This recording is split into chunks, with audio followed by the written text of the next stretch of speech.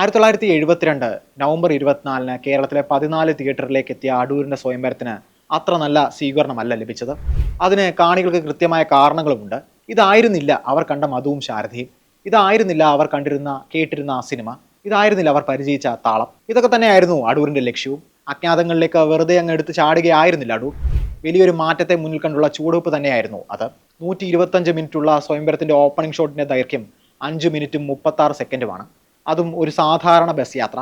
നഗരത്തിലേക്ക് എത്തുന്ന നവദമ്പതികളായ മധുവിന്റെയും ശാരദയുടെയും കഥാപാത്രങ്ങളുടെ ജീവിതയാത്രയുടെ തുടക്കം. ഇവിടെ മധുവും ശാരദയും ഇല്ല. ആ ബസ്സിൽ ഇരിക്കുന്നത് വിഷുവും സീതയുമാണ്. ബസ്സിന്റെ ജനാലയിലൂടെ നഗരക്കാഴ്ചകൾ സ്ക്രീനിൽ നിറഞ്ഞു. സിനിമ പുരോഗമിക്കുമ്പോൾ മധ്യവർഗ ജീവിതത്തിന്റെ പുത്തനൊരു നറേറ്റീവാണ് പ്രേക്ഷകർ കണ്ടത്. അവിടെയും തീരുന്നില്ല. സ്റ്റുഡിയോയ്ക്ക് പുറത്ത് തന്റെ നാഗ്ര റെക്കോർഡറുമായി ശബ്ദലേഖകൻ പി ദേവദാസിനൊപ്പം അടൂർ നടത്തിയ സിംഗ് സൗണ്ട് പരീക്ഷണങ്ങൾ സിനിമ കാണുമ്പോൾ മലയാളിയുടെ കണ്ണിനൊപ്പം കാതും കൂർപ്പിച്ചു. അങ്ങനെ ഒരു തുടക്കമോ സമീപനമോ അതിനു മുൻപ് മറ്റൊരു സംവിധായകനും മലയാളത്തിൽ സ്വീകരിച്ചിട്ടില്ല. സിനിമയുടെ പേര് പോലെ തന്നെ അത് അടൂരിന്റെ സ്വന്തം തീരുമാനമായിരുന്നു.